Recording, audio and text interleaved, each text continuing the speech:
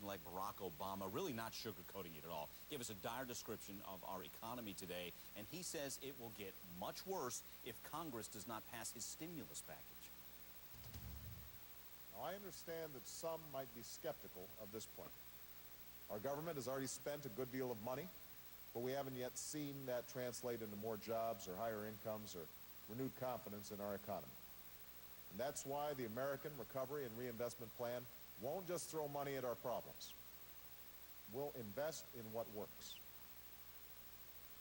All right, we're not sure of a complete price tag, but the plan could cost $775 billion. And now we have a little better idea of what's in it, but will it get us out of this mess? Call the helpline. The helpline today is to help us understand what this plan is all about. Here's the number, 1-877-TEL-HLN. Joining us to talk about it, CNN Chief Business Correspondent Ali Velshi. He's here taking your calls. You can email us as well, CNN.com/Prime News. Also with us, Chris Markowski. By the way, let me get this in, Ali's book, Give Me My Money Back. If you call in or read your email, you get a signed copy of Ali's book. You can also buy it at CNN.com/Prime News. Now let's introduce Chris Markowski, radio show, talk show host, Watchdog on Wall Street. You can get more info, Watchdog on Wallstreet.com. Ali, let's start with you. From what we know of the plan, not fully released, you like it? Is this the way to go? Give us your take.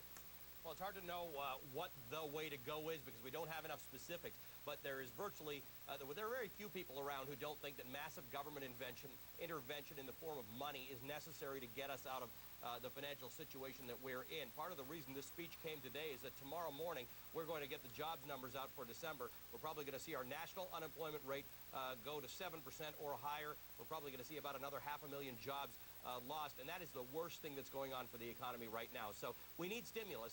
We just need to have the right stimulus. We need the kind of stimulus that's actually going to improve the economy, help keep jobs, and help grow jobs. So I think they're on the right track so far, but for a few exceptions, but we need more detail. Okay, let's, Chris, before I get you in on this, Brad, let's show the folks what we picked off of the speech from Barack Obama to kind of glean what we can on what the plan could be. Here, let's get some numbers out there for the folks. $25 billion to repair roads and bridges, tax cut for businesses. Here's the tax cut plan, the $300 billion tax cut plan, which will equal a tax cut for 95% of Americans. Also, a double alternative energy production, computerized medical records, modernized federal buildings. Chris, as you look at this, kind of get a snapshot of some of the specifics, are you liking what you see? It's scaring me. I'm going to be honest with you, Mike. I'm into my car today, driving down I-4, passing through Orlando, and they're talking about the wish list for Orange County.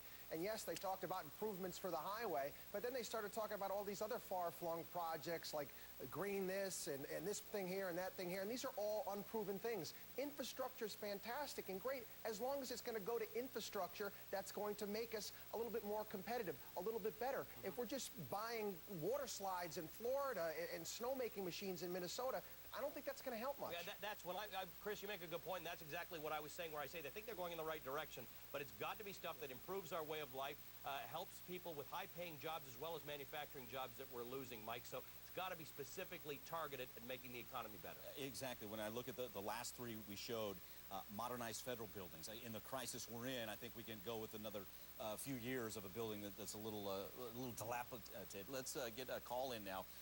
Vince in Florida. Vince, your thoughts on this? Yes. Go ahead, Vince. Yeah, my statement is, they're tossing around trillions of dollars now. And has anybody taken the time to, let's say, I don't know the exact figure, but if you take 150 million tax-paying Americans and divide it into this $1 trillion that they're talking about, I'm sure that's a very large number. And my point is, it's the people's money. And I think it should go back to the people to help them get out of debt. Right now, by extending credit to people that are up to their eyeballs in debt, is not going to help them. They don't have the money to pay what they owe now. All right. So by extending them more debt, what's that going to do? It's going to totally bury them. Okay, Vince, thanks for the call. You've earned a signed copy of Ali's book, Give Me My Money Back. And Ali, let me chuck that to you first. A lot of people have brought this up as we've talked about it, and I know it sounds good. But the second half of what he says, people who were irresponsible with credit, he makes a point, doesn't he? Our society is so built on credit that while I think his goal is correct, the fact is we're going to have to wean ourselves off it, because when you stop credit flowing, this is the economy you get. People stop buying, people get laid off from jobs. Those people can't buy things either. The other thing is when you do divide that money amongst taxpayers, it comes out to a little over $3,000 a person. If you've lost your job, you might have lost a salary of $30,000 or $40,000 or $50,000. The $3,000 is not getting you anywhere. And if you didn't lose your job and you're not losing your house, while it's nice to get it, it's not useful. Again, we've got to be targeted. We have to give the money, we have to divide, target the money to where it's going to go so that it'll help the economy and help people out, and not just give it to everyone. It feels nice for everybody to get the money. I don't need it. A lot of people don't need it. I don't want a check from the government. Yeah. Okay, let's get another call in. Ann in California. Ann, your comment or question here? Hi, Mike. Love the show. Hey, thanks. Listen, the whole country's in a mess right now. We all know that. We're going to see a president get an inauguration. All this money that's going to this inauguration, okay, it could be well spent on other things, okay, whether it be private money or not, okay? And if President Obama were to see this, people are suffering here. California is about to go broke, all right? There's a lot of people here who are worried about what they have and what they're not going to have. What's your solution, Ann? My solution is, why don't somebody just run up to the U.S. Treasury and run up all this money and just put it back in the system? Okay. Okay? Because for every $5 that's printed in that U.S. mint, okay, 4 of it lay outside this country helping other people.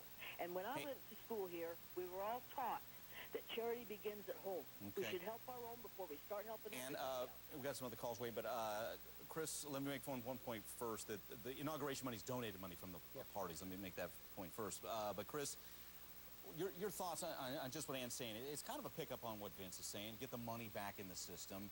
But doesn't it, like Ali said, it's got to be targeted. It has to be, that's the whole idea of what we have a performance officer that was just named yesterday to make sure we're wise with our money, which we need to do.